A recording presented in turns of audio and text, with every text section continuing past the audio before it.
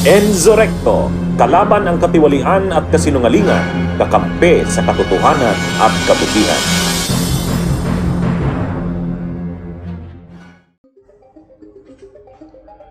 Ito mga kabunyog, mga kababayan, itong tungkol sa pagkamatay ni dating DPWH Undersecretary Catalina Cabral ay lalong ngayon nagiging kontrobersyal dahil halimbawa yung tungkol sa driver. Yung driver inilagay na bilang person of interest sa kaso. Marami kasing mga inconsistencies tungkol doon sa driver. Unang-una, sa normal na pangyayari, kapag driver ka ng amo mo, hindi mo iiwan yung amo mo. Alam mo naman na may problema yung amo mo. Alam niya rin, alam ng lahat. At kahit siya sinabi niya na sabi daw ni Yussi Cabral sa kanya, magre-relax lang daw ito. Kaya uupo doon sa malapit doon sa bangin. Pero syempre, kung ikaw ay nagmamalasakit ka sa amo mo, hindi mo ito iiwan ng gano'n na lang. Hindi mo ito iiwan ng gano'n na lang. Kasi alam mo namang may problema eh. At alam mong ano man ay posibleng gawin ito, tulad nga ng posibleng pagtalon doon sa bangin. Kaya hindi mo ito iiwan. At yung cellphone at saka yung bag nandun sa sasakyan. Tapos iniwan niya, bumalik siya mga alas 5 na eh. Ay alas 2 daw, iniwan niya doon sa may bangin. Tapos dumistansya siya ng mga ilang metro. Mga alas 3, nakita niya pa. Tapos nung nakita niyang nandun pa, umuwi muna siya, pumunta siya ng hotel, bumalik siya alas 5 para tingnan. Eh kung ikaw ay nagmamalasakit sa amo mo, hindi mo ito iiwan sa ganun katagal na panahon.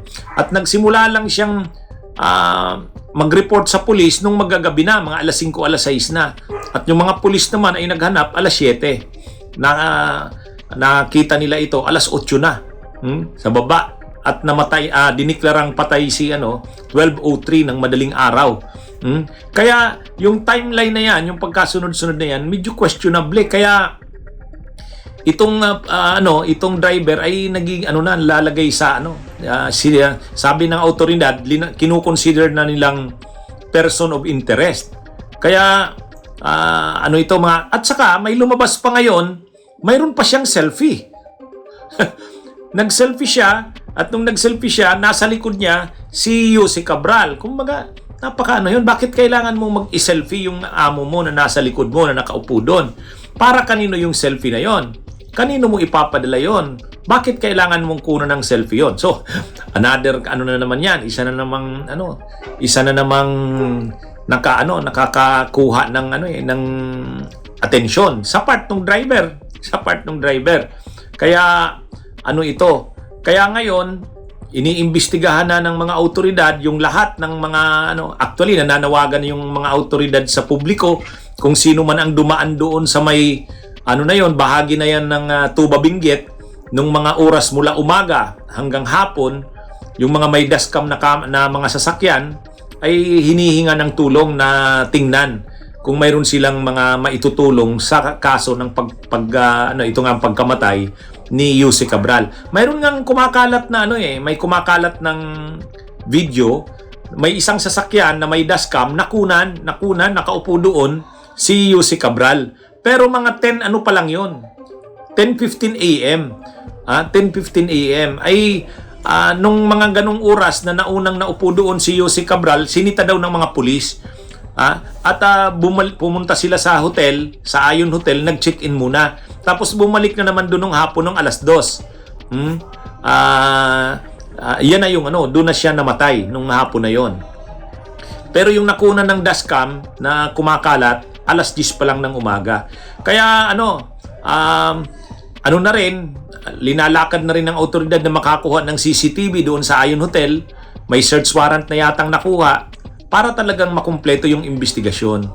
Kasi nalalagay din sa alanganin yung PNP ng Tuba Benguet at ng Cordillera Kasi may maraming mga lapses sa kanilang pag-handle ng sitwasyon ng kaso.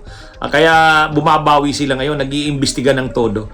At itong mga ito ay lalong nagpapainit dito sa kontrobersya sa likod ng pagkamatay ni dating DPWH Undersecretary Catalina Cabral. Ikwento mo naman anong nangyari. Umaga po, dito po kami sa may Kinon Road na nagtambay po kami at papalipas ko ng parang lang po, nakatanggal na stress. Tapos pinalis po kami ng mga pulis kasi bawal po rito at accident po yung lugar. So dumiretso na po kami ng Baguio, kumain tapos chicken, tapos biyaya po ulit niya akong pabalik dito. Abo. Ngayon, sabi niya alas 3, sabi ko, mamaya na lang po ma'am. Bumaba kami po mga 2:30, dating dito po ng alas 3, bumaba po siya, nagpaiwan sa akin. Bago po naman iwan, nakaupo po siya doon sa may bato. Sabi niya, balikan ko na lang siya. Pagbalik ko po siguro 1 hour, nakita ko, binalikan ko wala na po dito sa pwesto niya. Ngayon, sinilip ko yung baba, hindi ko naman po makita. Kasi natatakot din po ako, baka mahulog ako. So, umikot po ako, nagtanong po ako sa mga tao dito na kung walang nakitang dumaan na babae, wala nang daw po. Tapos bumalik po ulit ako para silipin.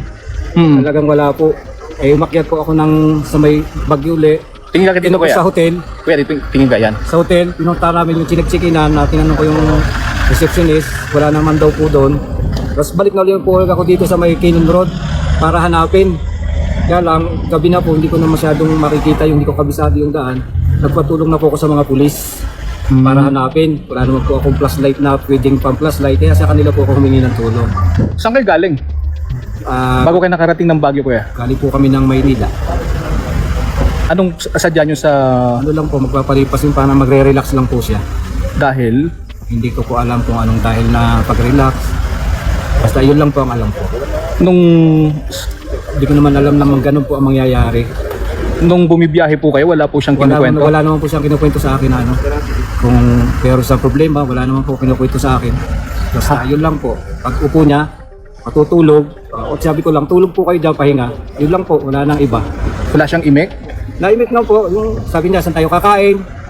Sabi ako na ba? Sabi ko, hindi po ma'am, ito lang bahala kung saan tayo kakain. Yun lang po, wala na po iba. Anong mood niya during that time? Malungkot? O... Yung sa kanya naman, sabi, okay naman po yung aura niya. Hindi naman po siyang ganun kalungkot na wala naman po sa mukha niya na ganun ang mangyayari. Wala po kung alam. Yun lang po. Pero bago mo siya iwan dito, kuya, may mga sinasabi ba siya? Wala na po siyang pagbaba niya lang. Ang sabi lang sa akin, balikan mo ako. Yun lang po. Wala na. Nakailang beses po kayong balik, kuya, no? Pumunta kayo dun sa hotel, tapos balik. Bakit Balik po? dalawa lang po. Umaga at saka nung hapon. Bakit pinili mong balik-balikan? Nararamdaman mo ba na andito? O Hindi po. Siya po ang gustong bumalik dyan. Na sabi niya, gusto ko doon. Siyempre ako naman po, driver lang ako sumunod sa kanya para pag-drive ko siya papunta rito. Wala kang hinala na meron siyang Wala ibang naman po gagawin? akong hinala na Or kutob? gagawin niya yun. Kung alam ko lang po, hindi na ako kami bababa rito, doon na kami sa hotel. Magpipirmis.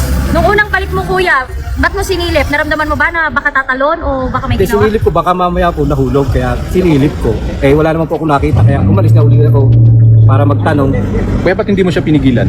Hindi ko po nakita siyang gagawin niya yun. Wala po ako dyan, natun po kasi umalis po ako. Iniwan ko po siya para kung magre-relax siya, balikan ko na lang siya. Kuya, kanina nung inaangat yung body bag, anong naglalaro sa isip mo nung nakita mo na siya?